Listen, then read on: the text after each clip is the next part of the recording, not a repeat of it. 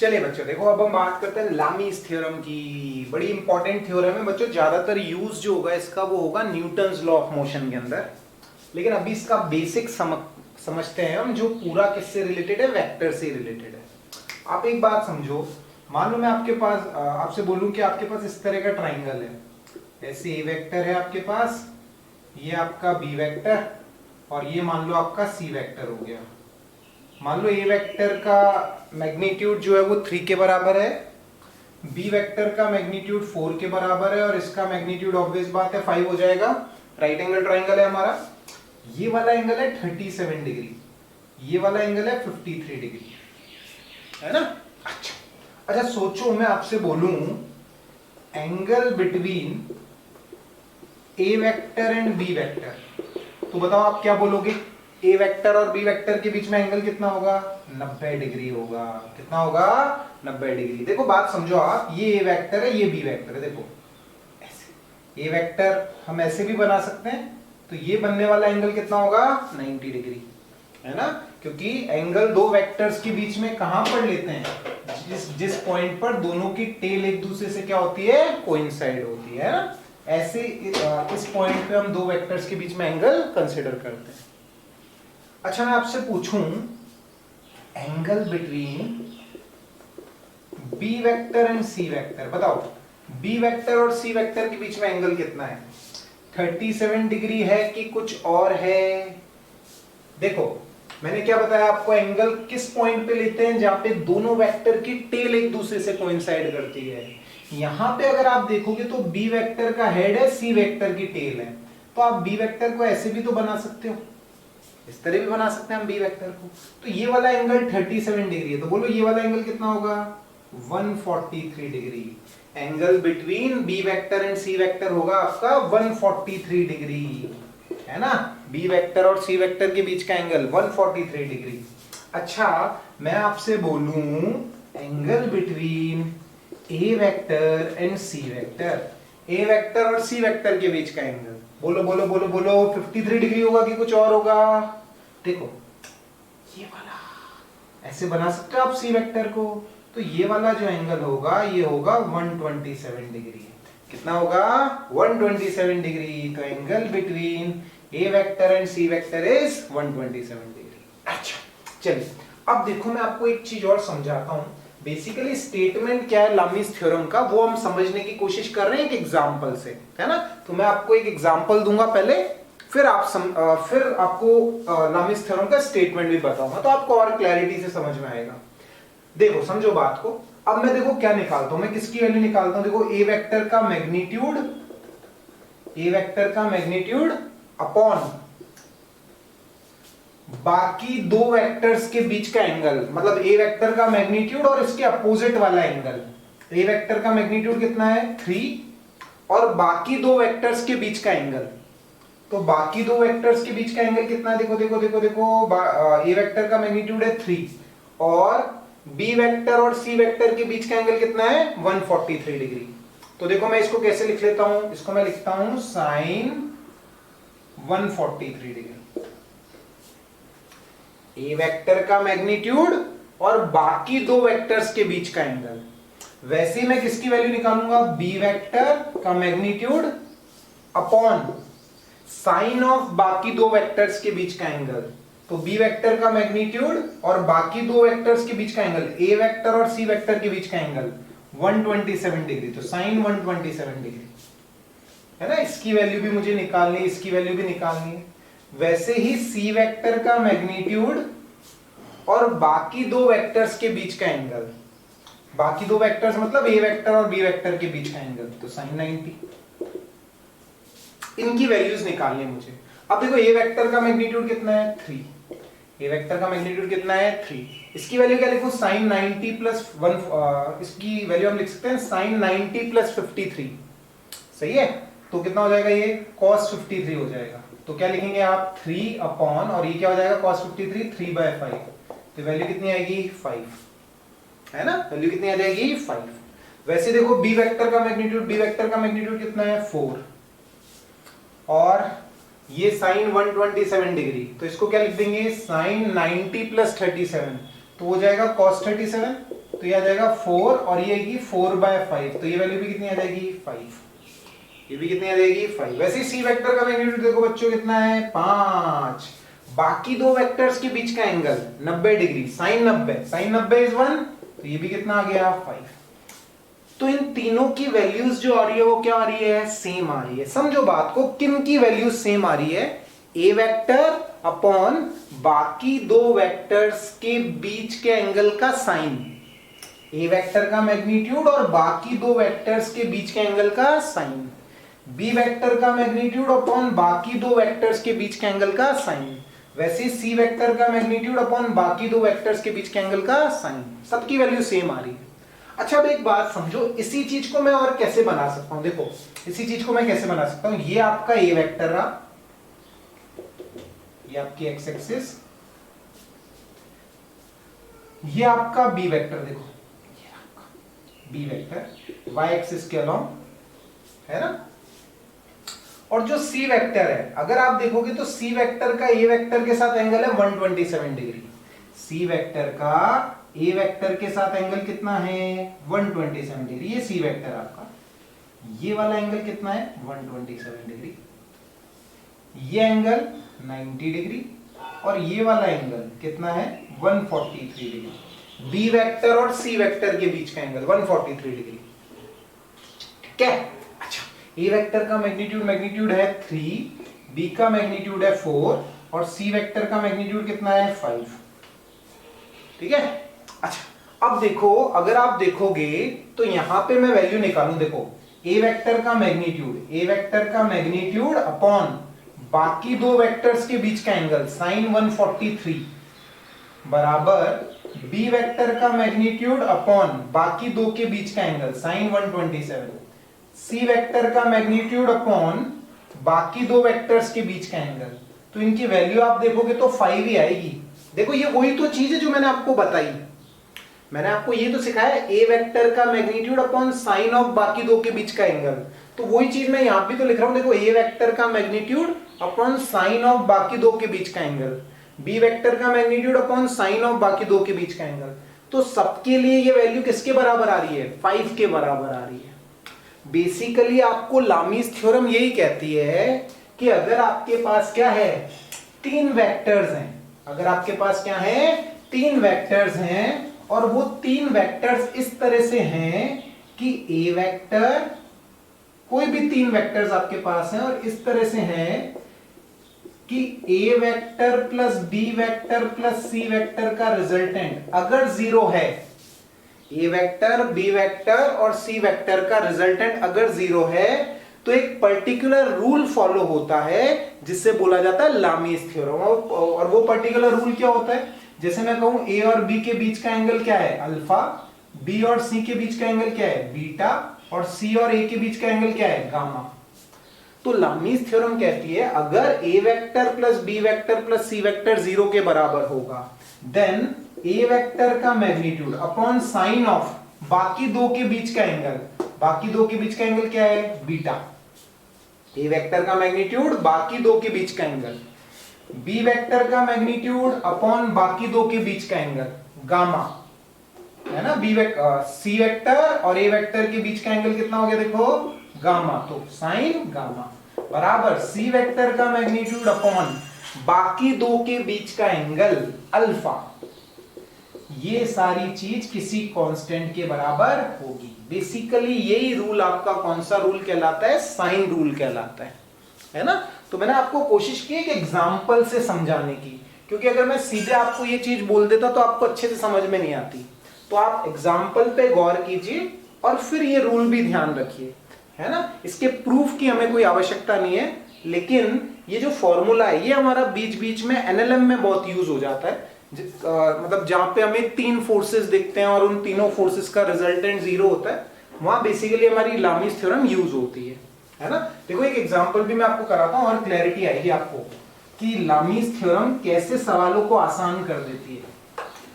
देखो जैसे मैं आपसे बोलूं इस तरह से, ये वेक्टर है मान लो, इसका मैग्नीट्यूड क्या है 10 न्यूटन है, ये आपका बी वेक्टर है, इसका मैग्नीट्यूड है 10√2 न्यूटन,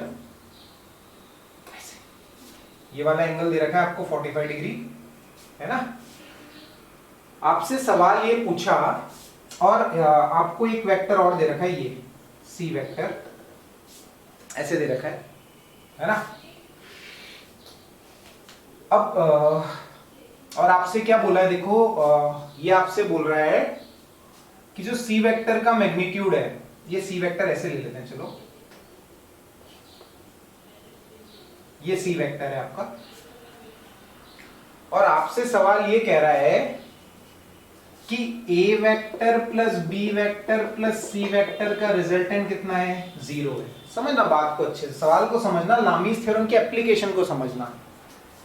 ए वेक्टर, बी वेक्टर और सी वेक्टर, 3 वेक्टर्स आपको दे रखे हैं और इन तीनों वेक्टर्स का रिजल्टेंट कितना है, 0 है। तीनों वेक्टर्स का रिजल्टेंट कितना है, 0 है। अच्छा, अगर ऐसे 3 वेक्टर्स का रिजल्टेंट 0 है तो इसका मतलब ये 3 वेक्टर्स ट्राइंगल की 3 साइड से एक ही ऑर्डर में रिप्रेजेंट होंगे, है ना। हमने सीखा था ये। आपसे सवाल पूछा find magnitude of C vector, C vector का मैग्नीट्यूड कितना होगा, ये सवाल आपसे पूछा। देखो इस सवाल को वैसे हम रिजॉल्व करने वाले मेथड से भी कर सकते हैं, लेकिन मैं आपको लामीज थ्योरम से करवाता हूं ये सवाल। देखो कैसे करेंगे इसको, समझो बात को। जैसे मैं कैसे लिखता हूं, देखो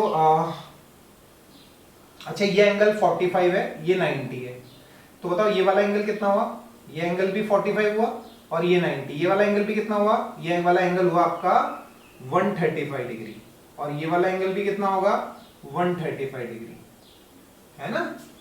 अब देखो मैं लामीज थ्योरम कैसे लगाऊंगा, ए वेक्टर का मैग्नीट्यूड अपॉन साइन ऑफ बाकी दो के बीच का एंगल, साइन ऑफ बाकी दो के बीच का एंगल कितना है, 135 डिग्री। वैसे ही कैसे लिखूंगा, देखो बी वेक्टर का मैग्नीट्यूड अपॉन साइन ऑफ बाकी दो के बीच का एंगल, बी वेक्टर का मैग्नीट्यूड बाकी दो के बीच का एंगल 90, साइन 90। सी वेक्टर का मैग्नीट्यूड अपॉन साइन ऑफ बाकी दो के बीच का एंगल 135 डिग्री, ऐसे लिख सकते हैं हम। हमें ये चीज पता करनी है।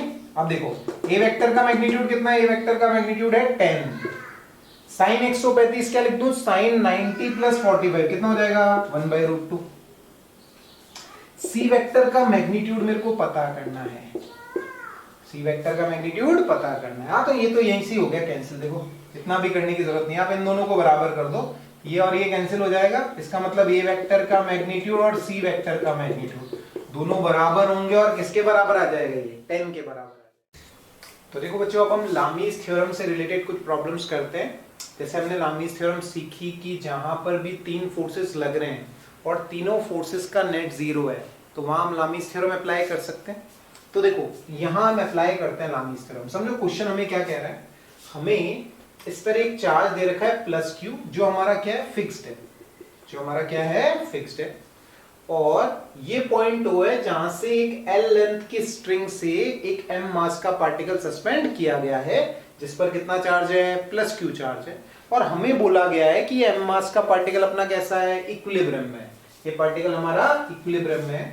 हमसे सवाल ये पूछा कि अगर पार्टिकल इक्विलिब्रियम में है तो स्ट्रिंग के अंदर टेंशन पता करो in terms of mass m and g। Mass m और g की टर्म्स में हमें स्ट्रिंग के अंदर क्या पता करनी है, टेंशन पता करनी है। अच्छा पहले आप ये देखो, अगर आप देखोगे तो यहाँ नीचे कितना फोर्स लग रहा है, mg, नीचे कितना फोर्स लग रहा है, mg। और ये वाला जो +q होगा वो इस पर ऐसे रिपल्शन फोर्स लगाएगा, इस तरह से ये रिपल्शन फोर्स लगाएगा। हमसे टेंशन m और g की टर्म्स में पूछी। देखो कैसे करते हैं इस सवाल को। मान लो मैंने कंसिडर कर लिया ये वाला एंगल क्या है, थीटा है। अच्छा ये वाला एंगल थीटा होगा तो ये वाला जो एंगल होगा वो भी थीटा होगा, ये वाला एंगल भी कितना होगा, थीटा होगा। चलिए बहुत बढ़िया। और ये थीटा है तो ये वाला जो एंगल होगा ये भी क्या होगा, थीटा होगा। ये वाला एंगल भी कितना होगा, थीटा होगा। क्यों थीटा होगा, क्योंकि देखो आप ये ट्राइंगल देखोगे तो ये लेंथ L है तो ये लेंथ भी क्या है, L है। तो ट्राइंगल में बच्चों एक थ्योरम होती है कि इक्वल साइड्स के अपोजिट जो एंगल हैं उन वो भी क्या होते हैं, सेम होते हैं। इक्वल साइड्स है भाई, equal angle opposite to it, तो ये एंगल थीटा है, तो ये एंगल भी कितना होगा, थीटा। अच्छा, अगर ये एंगल थीटा हो गया तो बताओ ये वाला एंगल कितना हुआ, 180 माइनस थीटा। ये वाला एंगल हुआ बच्चों 180 माइनस थीटा, और ये थीटा है तो ये वाला एंगल भी क्या हुआ, 180 माइनस थीटा। ठीक है। अब देखो मैं यहां लामीज थ्योरम अप्लाई कर सकता हूं। क्यों? क्योंकि कितने फोर्सेस है, 3 फोर्सेस हैं, और तीनों का नेट कितना है, 0 है। तो देखो लामीज थ्योरम लगाते हैं। देखो देखो, आपको टी पता करना है, आपको ये टेंशन पता करनी है स्ट्रिंग के अंदर। तो देखो मैं कैसे लिखूंगा, टी अपॉन बाकी दो फोर्सेस के बीच के एंगल का साइन, तो T upon sine 180 minus theta, T upon sine 180 minus theta. चलिए बहुत बढ़िया, बराबर mg अपॉन mg, और बाकी दो फोर्सेस के बीच का एंगल वापस 180 माइनस थीटा, तो साइन 180 माइनस थीटा। तो अगर आप देखेंगे तो t की वैल्यू किसके बराबर आ गई, mg के बराबर। तो देखो सवाल कितना आसान बन गया लामीज थ्योरम से। वैसे इस सवाल को आप रिजॉल्व करके भी कर सकते थे कि आप x डायरेक्शन में कंपोनेंट करो, y डायरेक्शन में कंपोनेंट करो, फिर उनको इक्वेट करो, लेकिन उससे सवाल हमारा क्या हो जाता, लेंथी हो जाता। लेकिन आप देखो जब आपने लामीज थ्योरम से सवाल को किया तो एक लाइन के अंदर आपका आंसर आ गया। इसलिए लामीज थ्योरम की जो एप्लीकेशंस हैं वो हमारे लिए इंपॉर्टेंट है। तो आपको ध्यान रखना है किस तरह से आपको लामीज थ्योरम अप्लाई करनी है ना। जब भी 3 फोर्सेस लगेंगे और तीनों का नेट 0 होगा तब हम लामीज थ्योरम अप्लाई कर सकते हैं। ठीक है, चलिए और चर्चा करते हैं। देखो और कुछ चीजों की बात करते हैं हम। देखो बच्चों, अब हम बात करने वाले हैं देखो इक्विलिब्रियम प्रॉब्लम्स की, है ना। इक्विलिब्रियम प्रॉब्लम्स की चर्चा हम करने वाले हैं, और वापस इक्विलिब्रियम प्रॉब्लम्स हमारे लिए बहुत इंपॉर्टेंट है। अब मान के चलिए बोर्ड्स में और नीट में बहुत से क्वेश्चन आते हैं इक्विलिब्रियम प्रॉब्लम्स के, और पिछले कॉम्पिटिटिव एग्जाम्स के अगर आप पेपर देखेंगे तो क्वेश्चंस आते रहे हैं इस टॉपिक से। तो चलिए बेसिक बातों से हम स्टार्ट कर लेते हैं। अच्छा, पहले हम बात करें इक्विलिब्रियम की, तो हमने सीखा था हमारे पास क्या होते हैं, 3 तरह के इक्विलिब्रियम होते हैं। एक होता है हमारा स्टेबल इक्विलिब्रियम, दूसरा होता है अनस्टेबल इक्विलिब्रियम, और तीसरा होता है न्यूट्रल इक्विलिब्रियम, है ना। 11वीं में ये चर्चा हम कर चुके हैं। तो देखो जैसे मैं आपको एग्जांपल दे दूं, मान लो ऐसे कोई बॉल यहां रखी हुई है, तो बताओ ये बॉल कौन से इक्विलिब्रियम में है, स्टेबल इक्विलिब्रियम में है। ये जो इक्विलिब्रियम है बॉल का वो स्टेबल इक्विलिब्रियम है। स्टेबल इक्विलिब्रियम का क्या मतलब होता है, अगर बॉल को उसकी इक्विलिब्रियम पोजीशन से हम थोड़ा सा मूव करें। पहले आप ये समझो ये इक्विलिब्रियम पोजीशन क्यों है, क्योंकि नीचे कितना फोर्स लग रहा है, mg, ऊपर कितना फोर्स लग रहा है, नॉर्मल। तो ये जो बॉल है वो इक्विलिब्रियम में है। अब मेरे को ये देखना है कि ये स्टेबल इक्विलिब्रियम है कि अनस्टेबल इक्विलिब्रियम। तो मैं कैसे देखता हूं, इस बॉल को मैं स्लाइटली डिस्प्लेस करूंगा। डिस्प्लेस करने पे अगर ये वापस इनिशियल पोजीशन में आने की कोशिश करती है, मतलब ये किस तरह के इक्विलिब्रियम में है, स्टेबल इक्विलिब्रियम में है ना। मान लो कोई बॉल मैंने यहां रखी है ऐसे, अगर आप देखोगे तो ये बॉल भी इक्विलिब्रियम में है। नीचे कितना फोर्स लग रहा है, mg, ऊपर कितना फोर्स लग रहा है, नॉर्मल, है ना। लेकिन अगर इसको मैं स्लाइटली डिस्प्लेस करके छोड़ दूं, थोड़ा इधर डिस्प्लेस करके छोड़ दूं, ये दूर भागेगी अपनी इक्विलिब्रियम पोजीशन से।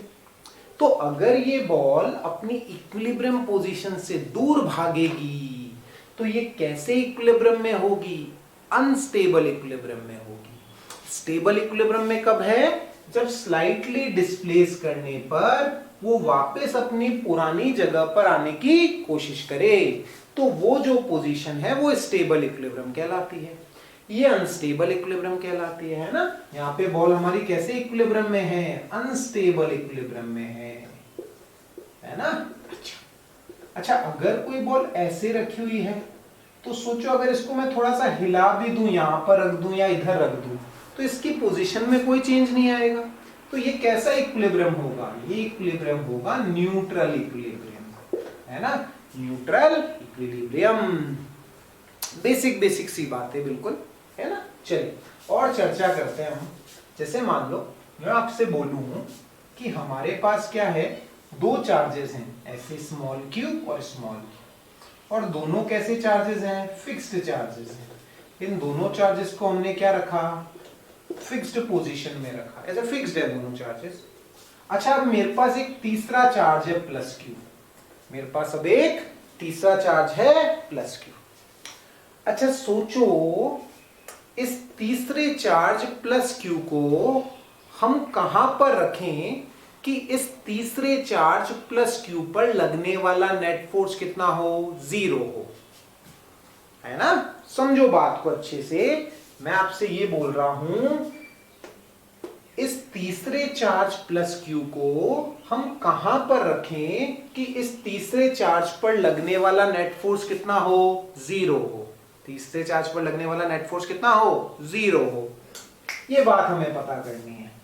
तो आप एक बात समझो, अगर मैं इस प्लस क्यू चार्ज को यहां पर रखूंगा, मैंने सोचा कि चलो हो सकता है यहां पर प्लस क्यू चार्ज पर नेट फोर्स 0 हो, तो अगर मैं इस प्लस क्यू चार्ज को यहां रखूंगा, मान लो ये भी पॉजिटिव है दोनों, अगर इस प्लस क्यू चार्ज को मैं यहां रखूंगा तो इसका इस पर रिपल्शन और इसका इस पर रिपल्शन दोनों सेम डायरेक्शन में हो जाएंगे।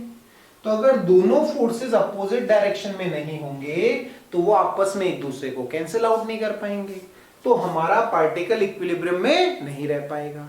सेम बात इधर, अगर इस प्लस क्यू को मैं इधर रखूंगा तो भी इसका इस पर रिपल्शन और इसका इस पर रिपल्शन दोनों सेम डायरेक्शन में होंगे,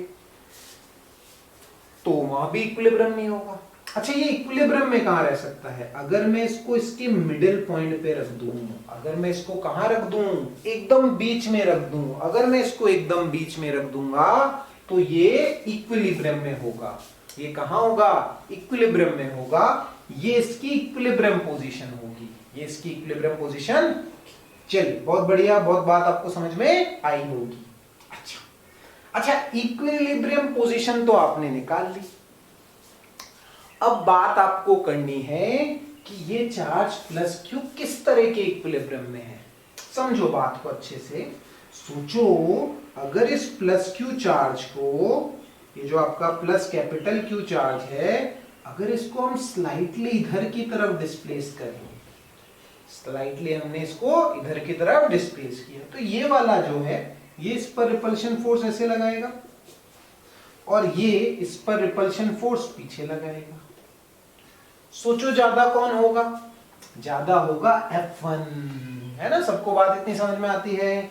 अगर F1 की वैल्यू F2 से ज्यादा होगी तो जब इसको तुमने इसकी इक्विलिब्रियम पोजीशन से डिस्प्लेस किया तो ये वापस कहां आने की कोशिश कर रहा है, अपनी इनिशियल पोजीशन में आने की कोशिश कर रहा है। जब आपने इसको स्लाइटली इधर डिस्प्लेस किया, ये वापस इनिशियल पोजीशन में आने की कोशिश कर रहा है। तो इसका मतलब ये जो पोजीशन थी प्लस क्यू की, ये कैसी पोजीशन थी, स्टेबल इक्विलिब्रियम की पोजीशन थी। अगर आप प्लस क्यू को along the line joining charges displace कर रहे हो तो प्लस क्यू किस तरह के इक्विलिब्रियम में आएगा, स्टेबल इक्विलिब्रियम में आएगा। बात समझ में आनी चाहिए आपको, बिल्कुल, है ना, दिमाग चलना चाहिए हमारा। अच्छा, और बात समझते हैं। अच्छा सोचो, अगर ये जो आपका प्लस कैपिटल क्यू चार्ज है, अगर मैं इसको ऐसे डिस्प्लेस करूं, perpendicular to line joining charges displace करूं, समझो बात को, पहले मैंने प्लस क्यू को along the line joining charges displace किया था, अब मैं प्लस कैपिटल क्यू को perpendicular to line joining charges displace कर रहा हूं। अब क्या होगा, देखो जरा, जब मैं ऐसे डिस्प्लेस करूंगा तो इसका इस पर रिपल्शन फोर्स ऐसे लगेगा, इसका इस पर रिपल्शन फोर्स ऐसे लगेगा। बिल्कुल सही बात है साहब, है ना। अच्छा, इन दोनों फोर्सेस का जो एफ नेट आएगा वो ऐसा कुछ आएगा, इन दोनों का एफ नेट ऐसा आएगा। अच्छा, अगर इसको आपने ऊपर डिस्प्लेस किया, perpendicular to line joining charges displace किया, तो ये प्लस क्यू चार्ज अपनी इक्विलिब्रियम पोजीशन से दूर भागने की कोशिश कर रहा है। तो हम क्या कहेंगे कि इस पोजीशन में अगर प्लस क्यू को perpendicular to line joining charges displace किया जाए तो ये कैसे इक्विलिब्रियम में होगा, अनस्टेबल इक्विलिब्रियम में होगा। कैसे इक्विलिब्रियम में होगा? अनस्टेबल इक्विलिब्रियम में होगा। तो आपको ये बात समझनी पड़ेगी कि जो इक्विलिब्रियम का टाइप है वो केवल इस बात पर निर्भर नहीं करता कि इक्विलिब्रियम पोजीशन क्या है। इक्विलिब्रियम का टाइप इस बात पर भी डिपेंड करता है कि आपने चार्ज पार्टिकल को किस डायरेक्शन में डिस्प्लेस किया है। अगर आप उसको along the line joining charges, अगर इस प्लस क्यू को हम along the line joining charges displace कर रहे हैं तो वो स्टेबल इक्विलिब्रियम में है। अगर उसको हम perpendicular to line joining charges displace कर रहे हैं तो वो अनस्टेबल इक्विलिब्रियम में है। तो इतनी चर्चा आपको समझ में आनी चाहिए। अच्छा, और एक एग्जांपल से मैं आपको समझाता हूं। देखो, मान लो ये प्लस क्यू, ये प्लस क्यू, ये वही दो प्लस क्यू है हमारे, दोनों फिक्स्ड हैं, बिल्कुल वैसी ही बात। और एक और चार्ज है मेरे पास माइनस क्यू। पिछली बार मैंने प्लस कैपिटल क्यू लिया था, इस बार माइनस कैपिटल क्यू लिया। अच्छा, इस माइनस कैपिटल क्यू के लिए भी इक्विलिब्रियम पोजीशन यही होगी, बिल्कुल साहब, इक्विलिब्रियम पोजीशन यही होगी, है ना। अच्छा, क्योंकि यहीं पर इस चार्ज पर भी लगने वाला नेट फोर्स क्या होगा? 0 होगा, है ना। अच्छा, सोचो अगर इस माइनस क्यू चार्ज को मैं यहां डिस्प्लेस कर दूं, along the line joining charges displace कर दूं, तो ये इस पर फोर्स लगाएगा ऐसे F1 अट्रैक्शन फोर्स, और ये इस पर अट्रैक्शन फोर्स लगाएगा F2। ज्यादा कौन होगा? F1 ज्यादा होगा। ज्यादा कौन होगा? F1 ज्यादा होगा। तो सोचो, जब इस माइनस क्यू को, माइनस कैपिटल क्यू को तुमने along the line joining charges displace किया, तो ये माइनस कैपिटल क्यू अपनी इक्विलिब्रियम पोजीशन से दूर भागने की कोशिश कर रहा है। तो अगर ये माइनस कैपिटल क्यू अपनी इक्विलिब्रियम पोजीशन से दूर भागने की कोशिश कर रहा है, जब तुमने इसको along the line joining charges displace किया, तो ये minus capital Q along the line joining charges किस प्रकार के इक्विलिब्रियम में है? अनस्टेबल इक्विलिब्रियम में है। बात अच्छे से समझो, माइनस कैपिटल क्यू के लिए भी इक्विलिब्रियम पोजीशन यही है जो प्लस कैपिटल क्यू के लिए थी। इक्विलिब्रियम पोजीशन जो है वो चार्ज के नेचर पर और चार्ज के मैग्नीट्यूड पर डिपेंड नहीं करती। इक्विलिब्रियम पोजीशन जो है वो चार्ज के नेचर और चार्ज के मैग्नीट्यूड पर डिपेंड नहीं करती। लेकिन जो टाइप ऑफ इक्विलिब्रियम है वो वो किस पर डिपेंड करता है? चार्ज पर। देखो, जैसे प्लस क्यू के लिए along the line joining charges कैसा आ रहा था? स्टेबल। इसके लिए कैसा आ रहा है along the line joining charges? Unstable. अच्छा, इसको perpendicular to line joining charges displace करके देख लेते हैं। देखो, यही बना देता हूं मैं। मान लो मैंने इसको यहां डिस्प्लेस कर दिया, तो इसका इस पर अट्रैक्शन फोर्स ऐसा होगा, इसका इस पर अट्रैक्शन फोर्स ऐसा होगा, दोनों का एफ नेट ऐसा आएगा कुछ। तो जब माइनस क्यू को आपने perpendicular to line joining charges displace किया, तो माइनस क्यू पर नेट फोर्स इसकी इक्विलिब्रियम पोजीशन की तरफ आ रहा है। तो हम कहेंगे कि माइनस क्यू कैसे इक्विलिब्रियम में है भैया? स्टेबल इक्विलिब्रियम में है। तो आपको क्या ध्यान रखना है कि जो इक्विलिब्रियम का टाइप है वो चार्ज के नेचर पे डिपेंड करता है। इक्विलिब्रियम पोजीशन जो है वो चार्ज के नेचर और चार्ज के मैग्नीट्यूड पर डिपेंड नहीं करती, है ना। एकदम क्लैरिटी होनी चाहिए आपके दिमाग में, क्योंकि इससे रिलेटेड सवाल बोर्ड्स में भी बहुत पूछे जाते हैं, है ना। अच्छा, और चर्चा करते हैं। देखो, अपन देखो और कुछ बातों की बात करते हैं। अच्छा, अभी जो इक्विलिब्रियम प्रॉब्लम्स बच्चों हमने की, उसमें हमारे पास दोनों चार्जेस का जो मैग्नीट्यूड था वो क्या था? सेम था। जो दोनों फिक्स चार्जेस थे हमारे पास, दोनों का मैग्नीट्यूड क्या था? सेम था, है ना। अब देखो, अब हम बात करते हैं, जैसे मान लो आपके पास इस तरह का सिस्टम है। देखो, समझो बात को, मैं आपसे बोलूं कि एक चार्ज है आपके पास प्लस क्यू, दूसरा चार्ज है प्लस 4q, है ना। एक है प्लस क्यू, दूसरा है प्लस 4q। और मैं आपसे बोलूं, मान लो ये दोनों आपके चार्जेस कैसे हैं? फिक्स्ड है। दोनों आपके कैसे हैं? फिक्स्ड चार्जेस हैं। अब एक तीसरे चार्ज प्लस कैपिटल क्यू को कहां रखा जाए, एक तीसरे चार्ज प्लस कैपिटल क्यू को कहां पर रखा जाए कि वो इक्विलिब्रियम में रहे। इक्विलिब्रियम पोजीशन पता करनी है इस प्लस क्यू चार्ज के लिए, क्योंकि देखो हमने सीखा था कि जो इक्विलिब्रियम पोजीशन होती है बच्चों, वो चार्ज के मैग्नीट्यूड और चार्ज के नेचर पे डिपेंड नहीं करती। तो आप चाहे प्लस क्यू ले लो चाहे माइनस क्यू ले लो, कोई फर्क नहीं पड़ेगा उससे। अच्छा एक बात समझो, अगर मैं इस प्लस क्यू को इधर रखूंगा तो दोनों का इस पर रिपल्शन फोर्स लगेगा सेम डायरेक्शन में, तो यहां इक्विलिब्रियम पोजीशन पॉसिबल नहीं होगी। सेम बात यहां पर भी इक्विलिब्रियम पोजीशन पॉसिबल नहीं होगी, क्योंकि आप जब इस प्लस क्यू को यहां रखोगे तो इसका और इसका दोनों का रिपल्शन फोर्स सेम डायरेक्शन में होगा। तो इक्विलिब्रियम पोजीशन बीच में कहीं पे होगी। जैसे मैंने मान लिया कि इक्विलिब्रियम पोजीशन मान लो यहां से कितनी दूरी पर है, x दूरी पर है, ये वाली दूरी को हम d कह देते हैं, है ना। मैंने प्लस क्यू को यहां रखा और यहां पर इस प्लस क्यू पर लगने वाला नेट फोर्स कितना है, 0 है। नेट फोर्स बच्चों कितना है, 0 है। अच्छा समझो बात को। अच्छा ये वाला जो प्लस क्यू है वो इस पर रिपल्शन फोर्स ऐसे लगाएगा F1, और ये वाला प्लस 4q इस पर रिपल्शन फोर्स ऐसे लगाएगा F2। तो हम क्या कह सकते हैं, F1 किसके बराबर होना चाहिए, F2 के। F1 किसके बराबर होगा, F2 के बराबर होगा। बोलो बोलो बोलो आगे क्या करूं, बोलो इसने इस पर रिपल्शन कितना लगाया, KQ capital Q upon x square. ये इस पर रिपल्शन इधर कितना लगाएगा, K 4Q capital Q upon ये वाली दूरी क्या हो गई बच्चों, d माइनस एक्स हो गई। तो d माइनस एक्स का होल स्क्वायर, तो k small q capital Q, k small q capital Q cancel. 1/x equals to 2 upon d minus X. 1 upon x बराबर 2 अपॉन d माइनस एक्स। तो d minus X बराबर 2x। तो x की value कितनी आ गई, d/3 आ गई। x की value कितनी आ गई, d/3 आ गई।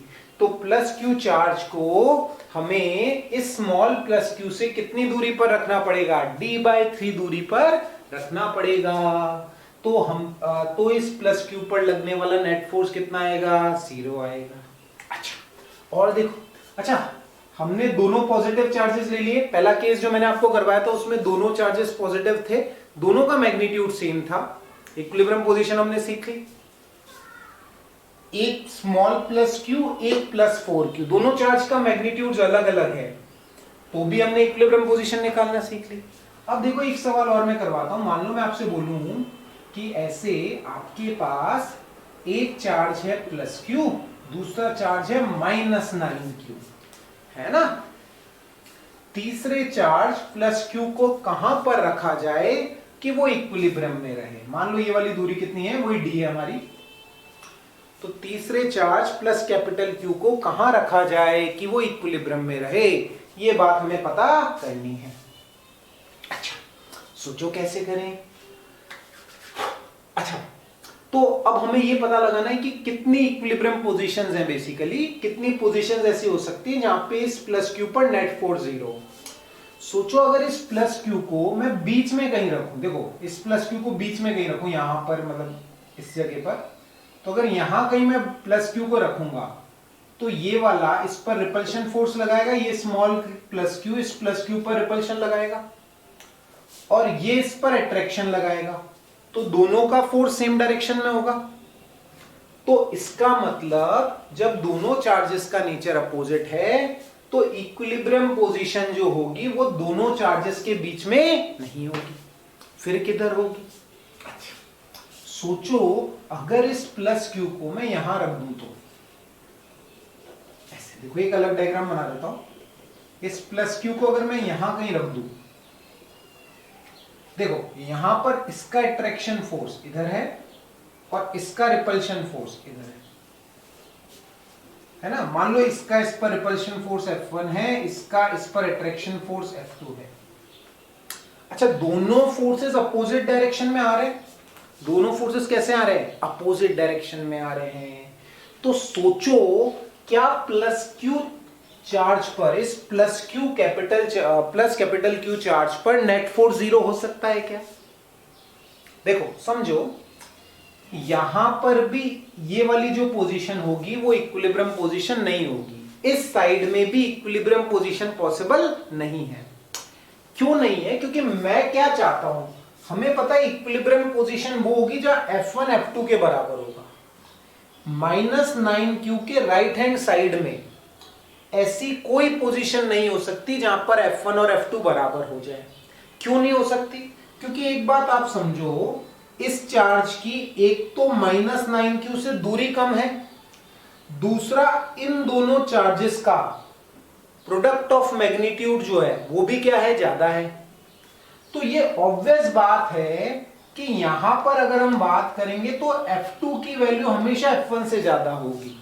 -9q के राइट हैंड साइड में अगर आप बात करेंगे तो F2 की वैल्यू हमेशा F1 से क्या होगी, ज्यादा होगी। इधर ऐसी कोई पोजीशन नहीं होगी जहां पर +q पर नेट फोर्स कितना आ जाए, 0 आ जाए। समझिए बात को अच्छे से। अच्छा, तो बीच में पॉसिबल नहीं है, यहां पॉसिबल नहीं है। अब देखो किधर देख लेते हैं हम। अब हम इस +q के लेफ्ट में देख लेते हैं। मान लो यहां से कितनी दूरी पर, x दूरी पर। यहां से कितनी दूरी पर, x दूरी पर। अच्छा सोचो, अगर इस +q को मैं यहां रख दूंगा तो ये इस पर रिपल्शन लगाएगा ऐसे F1, और ये इस पर अट्रैक्शन लगाएगा F2। अच्छा सोचो, क्या यहां पर F1 और F2 बराबर हो सकते हैं? यहां हो सकते हैं बराबर। यहां क्यों हो सकते हैं बराबर? क्योंकि देखो, अपन ने पोजीशन जो ली वो इस +q के पास में ले ली, तो यहां जो पोजीशन है, मतलब +q के लेफ्ट में जो कोई पोजीशन है, वहां पर ऐसा पॉसिबल हो सकता है कि F1 और F2 दोनों क्या आ जाएं, बराबर आ जाएं। यहां क्यों नहीं हो सकता था? क्योंकि यहां एक तो इसका मैग्नीट्यूड ज्यादा था, दूसरा इसकी चार्ज से दूरी कम थी, तो F2 हमेशा F1 से ज्यादा ही आता। लेकिन +q के लेफ्ट में जरूर एक ऐसी पोजीशन होगी जहां पर F1 और F2 आपस में एक दूसरे को क्या कर दें, बैलेंस कर दें।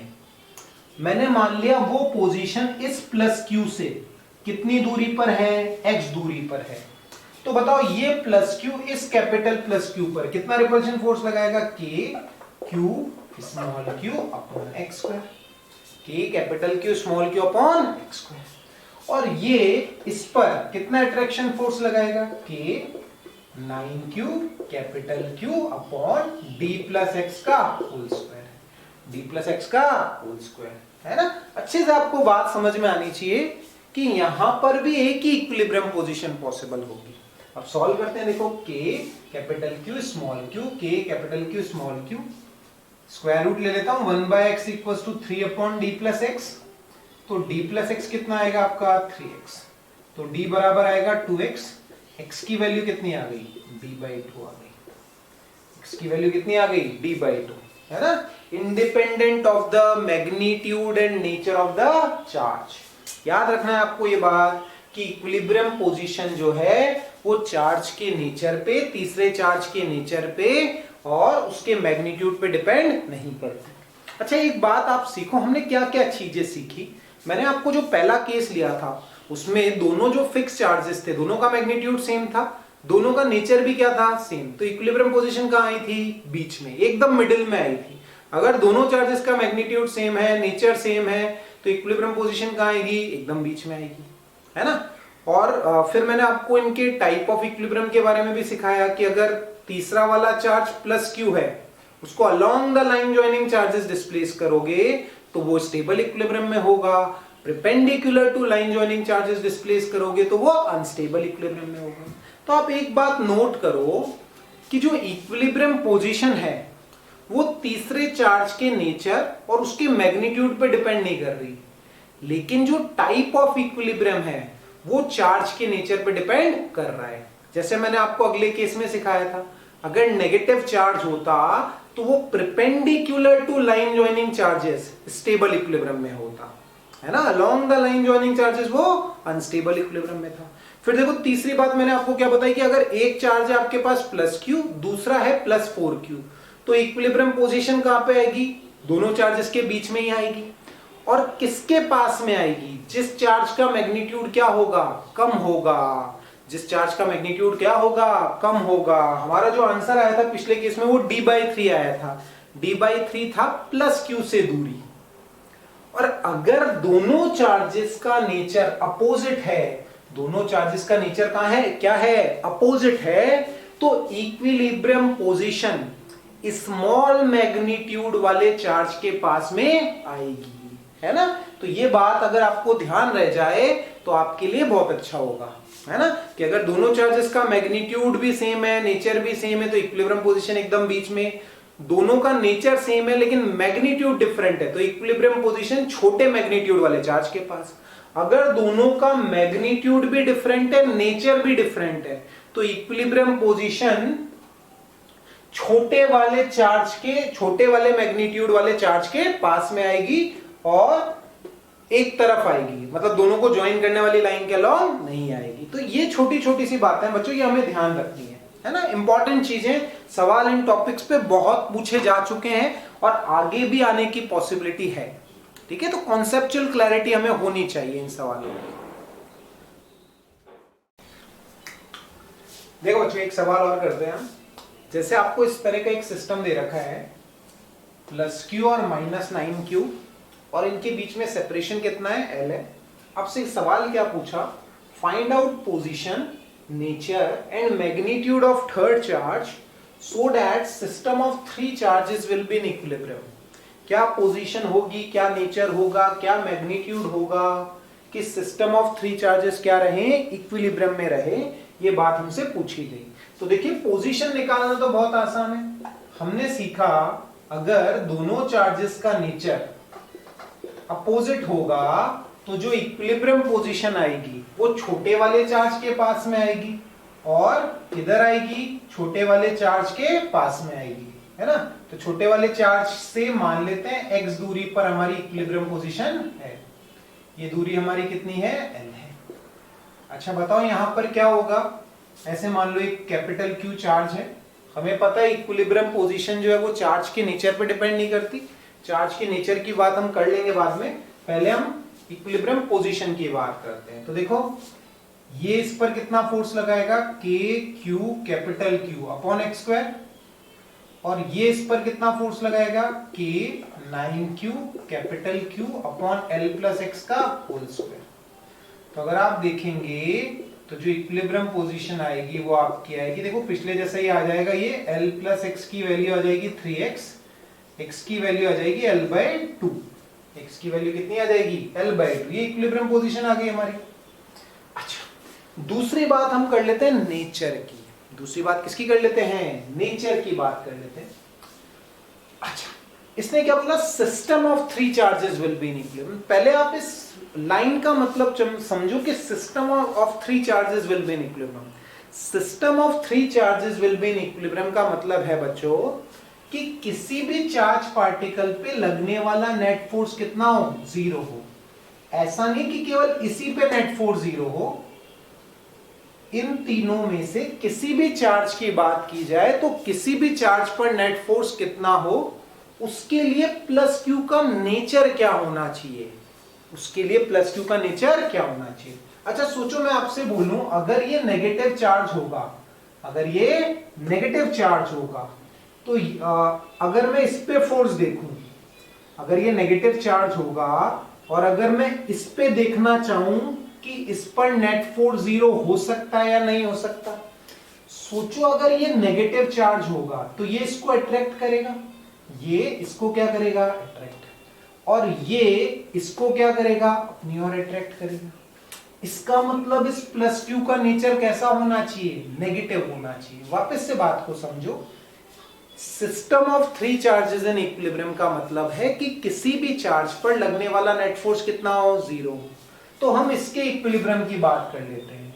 मैंने कहा अगर +q का नेचर, इस कैपिटल Q का नेचर नेगेटिव है तो ये इसको अट्रैक्ट करेगा, ये भी इसको अट्रैक्ट करेगा, तो दोनों फोर्सेस अपोजिट डायरेक्शन में हो गए, तो इस पर नेट फोर्स 0 हो सकता है। सोचो अगर ये पॉजिटिव होता तो ये इसको रिपेल करता, ये इसको अट्रैक्ट करता, तो इस पर दोनों फोर्स सेम डायरेक्शन में लगते, तो इसका इक्विलिब्रियम में रहना पॉसिबल नहीं हो पाता। तो दूसरी बात हुई नेचर की, तो कैपिटल Q का नेचर कैसा होना चाहिए, नेगेटिव होना चाहिए। तो हमने क्या क्या चीजें पता कर ली, नेचर पता कर लिया, पोजीशन पता कर ली। तीसरी बात हमें पता करनी है मैग्नीट्यूड के बारे में, है ना। देखो तो ये वाली दूरी हमारी कितनी आ गई, ये x की वैल्यू हमारे पास आ गई L/2, है ना। तो आप क्या करो, make net force on plus Q to be 0, है ना। सिस्टम इक्विलिब्रियम में तभी तो रहेगा जब इस प्लस क्यू पर नेट फोर्स 0 होगा। तो बताओ ये नेगेटिव है अगर इसका नेचर, देखिए एक अलग से डायग्राम भी बना देता हूं मैं। ये आपका नेगेटिव है, ये प्लस क्यू, ये -9q, ये वाली दूरी है आपकी L और ये वाली दूरी है आपकी L/2। तो बताओ ये इस पर कितना अट्रैक्शन फोर्स लगाएगा। क्या लिखूं, देखो K Q capital Q upon L/2 का होल स्क्वायर, सही है। K plus Q capital Q upon L/2 का होल स्क्वायर। और ये इस पर कितना अट्रैक्शन फोर्स लगाएगा, K Q 9Q upon L square, सही है ना। इसका इस पर जो अट्रैक्शन फोर्स है और इसका इस पर जो अट्रैक्शन फोर्स है वो दोनों बराबर होने चाहिए, जब भी तो इस पर नेट फोर्स 0 हो सकता है। तो दोनों को कैंसिल आउट कर दो, देखो K small q, K small q, solve करो, देखो ऊपर ये 4 आ जाएगा, तो इसको सॉल्व करोगे तो आप आएगा 4q बराबर 9q, L स्क्वायर कैंसिल हो जाएगा। तो आप सॉल्व करोगे तो कैपिटल Q की जो वैल्यू आपको मिलेगी बच्चों, वो मिलेगी -9q अपॉन 4। और अगर मैं इसको साइन के साथ लिखूं तो हमें पता है कि कैपिटल Q का नेचर कैसा है, नेगेटिव है। तो कैपिटल Q को कैसे लिख दूंगा, -9q/4 में लिख दूंगा। तो ये क्लैरिटी बच्चों आपको होनी चाहिए कि किस तरह से आप नेचर पता कर सकते हो, पोजीशन पता कर सकते हो और मैग्नीट्यूड ऑफ थर्ड चार्ज पता कर सकते हो कि सिस्टम इक्विलिब्रियम में रहे। अच्छा भाई एक बात सोचो, अगर ये दोनों इक्विलिब्रियम में है तो ऑब्वियस बात है ये तीसरा चार्ज जो होगा वो अपने आप ही क्या होगा, इक्विलिब्रियम में होगा। मैंने इस चार्ज का इक्विलिब्रियम कंसीडर किया था ना, आप चाहें तो इसका भी इक्विलिब्रियम आप कंसीडर कर सकते हैं। आप इसका इक्विलिब्रियम कंसीडर करेंगे तो भी बात वही होगी। देखो समझो, ये प्लस क्यू इसको अट्रैक्ट करेगा और ये नेगेटिव है, ये इसको रिपेल करेगा। देखो इस पर दोनों फोर्सेस अपोजिट डायरेक्शन में आ रहे हैं, है ना।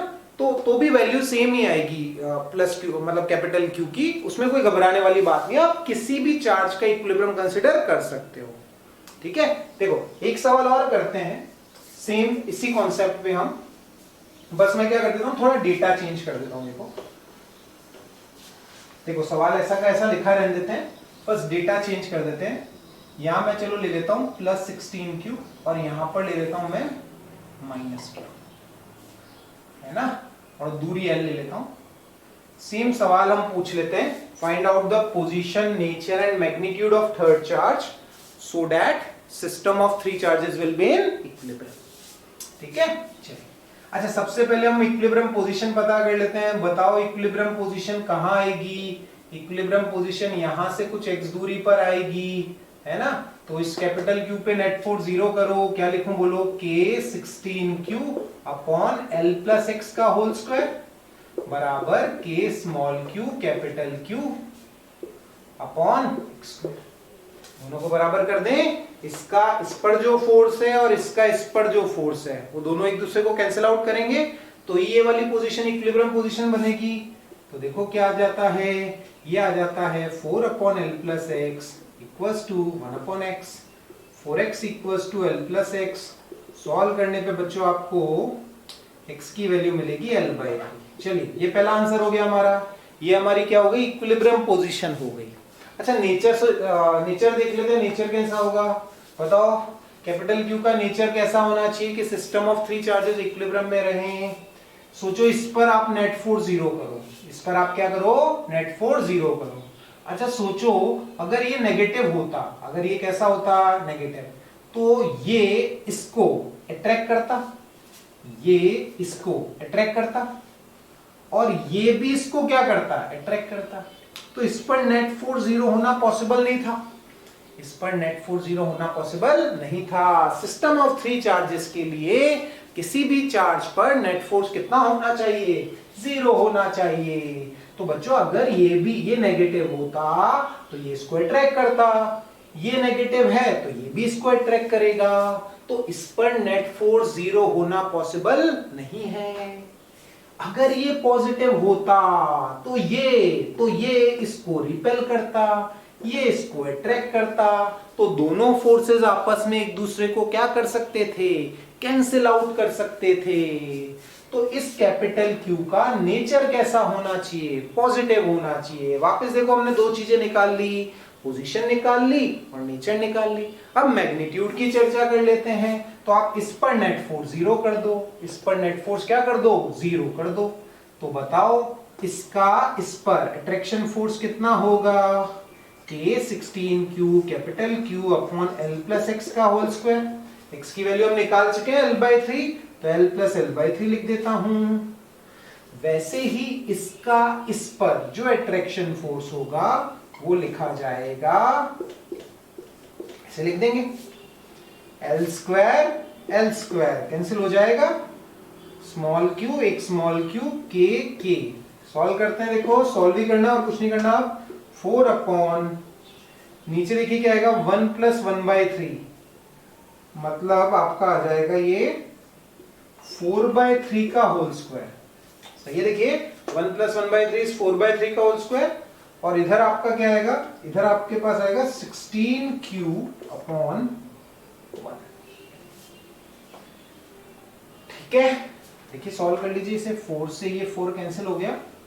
तो अगर आप कैपिटल Q की वैल्यू देखेंगे, कैपिटल Q की वैल्यू आएगी, ये 9 ऊपर चल जाएगा, इधर से 16, तो 16 और 4 64Q/9 और पॉजिटिव ही है। सॉल्व आप सभी कर सकते हैं। 9/16, 16 और 4 64Q अपॉन 9, तो ये आपके कैपिटल Q की वैल्यू हो जाएगी, है ना।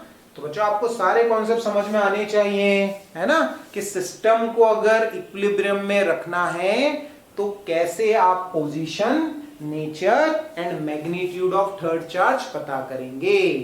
ठीक है, बिल्कुल बेसिक कॉन्सेप्ट्स हमने डिस्कस किए हैं आज, और इनमें आपको कॉन्सेप्चुअल क्लैरिटी होनी चाहिए। ठीक है।